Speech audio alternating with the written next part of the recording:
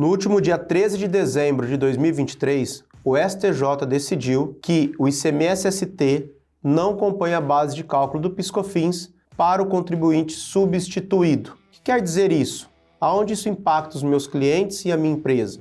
Bom, se você quiser saber tudo sobre esse assunto, fique nesse vídeo até o final.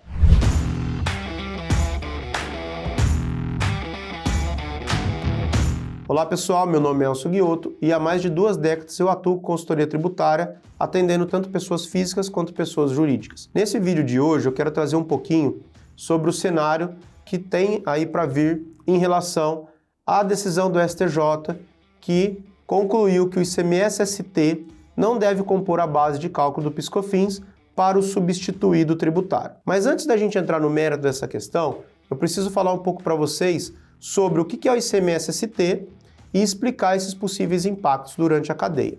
Bom, a sistemática de recolhimento do ICMS-ST, ela veio como forma de auxiliar e facilitar as fiscalizações. Mas por que isso? Porque imagina que na sistemática de substituição tributária, apenas uma empresa, uma etapa da cadeia recolhe o ICMS para todas as demais etapas. Então como que acontece? Normalmente quem recolhe é o contribuinte substituto, que ele é normalmente o industrial ou importador. Então vamos imaginar que eu tenho uma operação onde o ICMS-ST pelo substituto, ele é 50. Ele poderia ser 20 se cada etapa recolhesse a sua parte numa sistemática não cumulativa. Quando os governos fizeram os estudos e viram, olha, essa cadeia tem 50 de ICMS. Um exemplo hipotético, tá? Só para vocês entenderem de uma maneira mais simples. Então vamos falar para o primeiro da cadeia recolher os 50, porque a gente não precisa mais recolher. Então vamos imaginar que uma indústria venda para uma empresa atacadista, que venda para uma empresa varejista, que venda para o consumidor final. A Receita Estadual teria que fiscalizar todas essas etapas. Então criou-se o ICMS-ST, essa primeira etapa da cadeia recolhe para todas as demais etapas. A decisão veio no sentido do quê? Esse ICMS que eu incluo no meu preço da mercadoria aqui e que vem na nota fiscal, como dentro do valor total da nota, para a segunda etapa da cadeia, ele não deve compor o PIS e COFINS dessas etapas da cadeia, nem para o atacadista, nem para o varejista. E o contribuinte substituto, ele também não inclui esse ICMS como faturamento, como receita para tributar o PIS/COFINS. Então aqui nasce uma demanda de oportunidade, primeiro, para reaver os últimos 5 anos. Então, ficou-se decidido que o ICMS-ST não compõe a base do PIS e COFINS dos substituídos, atacadista e varejista.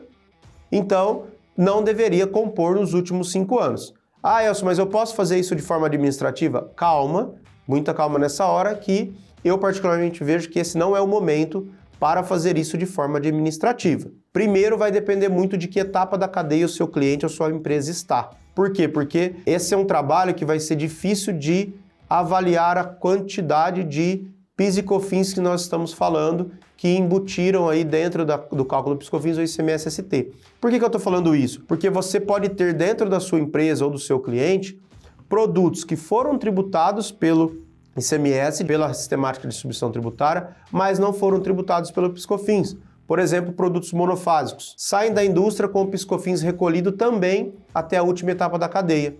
Então, se nessa etapa do atacado e do varejo eu não tive PIS/COFINS, que ICMS-ST que eu tenho para excluir? Eu não tive PIS/COFINS. Então, lembra que essa é uma tese, que é uma tese filhote, lá do tema 69, que dá a exclusão do ICMS da base do PIS/COFINS. Então, a gente tem uma sistemática de cálculo.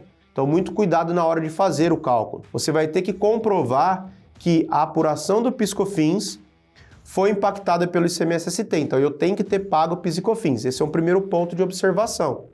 O segundo ponto é, para quem está no mercado tributário há algum tempo, sabe que nós tivemos nos últimos 2 anos uma discussão fervorosa sobre a recuperação do PIS e COFINS sobre os cigarros. Qual foi o desfecho de toda essa questão? A PGFN, junto com a Receita Federal, vieram no sentido de que quem tinha direito para recuperar era tanto atacadista quanto varejista e tinha que fazer aqui um cálculo simulado, isso foi o entendimento da PGFN, quanto que impactou no atacado e quanto que impactou no varejo. Então eu particularmente acredito que essa discussão da exclusão do ICMS-ST da base do PIS/COFINS, talvez venha nessa mesma linha.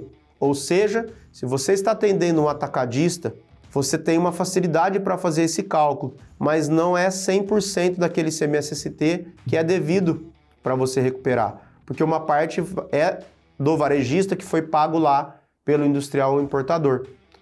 Agora, se você está comprando como varejo direto da indústria e vendendo para o consumidor final, aí é mais fácil você calcular. Por quê? Porque você sabe quais os itens que incidiram PIS e COFINS e quais os itens que incidiram ICMS. E você tem o destaque desse ICMS-ST na nota, e se você vende para o contribuinte final, você já tem aí toda a etapa da cadeia. Então não é um assunto simples, principalmente do ponto de vista de levantamento dos valores. Então muito cuidado, pessoal, com o cálculo. Hoje ainda nós não temos softwares que façam esse cálculo 100% automatizado, mas eu tenho certeza que logo nós teremos alguma coisa nesse sentido. Temos alguns que faz, mas precisa tomar muito cuidado, principalmente avaliando em qual etapa da cadeia o seu cliente, a sua empresa está. Então não vai sair aí vendendo, fazendo trabalhos administrativos. Talvez dê para fazer aqui uma apuração até de avaliação desse efeito de agora em diante. Janeiro de 24 eu já vou excluir e tentar fazer aí uma avaliação, talvez por regra de 3, olha, quanto eu sou atacado, quanto que eu comprei da indústria em relação ao meu preço final, por quanto eu estou vendendo, quando foi a base do ICMS-ST aqui, faço um cálculo aqui e vejo, a minha cota parte disso aqui é tanto. Porque provavelmente a Receita vai vir com esse entendimento. É algo que eu acredito que vai acontecer. Então aqui é uma opinião muito pessoal minha, mas de alguém que está há muito tempo no mercado. Mas esse é um assunto muito novo, então a ideia é trazer para vocês um pouquinho dessa sistemática e quais são os principais pontos que a gente precisa estarmos atentos para não meter o pé pelas mãos, sair vendendo algo que depois vai trazer algum tipo de prejuízo ou complicação adicional para o seu cliente. Então não é um assunto simples, é um assunto complexo, que precisa ser avaliado. Agora você que é varejista, que compra direto da indústria e revende para o consumidor final, aqui eu entendo que você está numa situação mais tranquila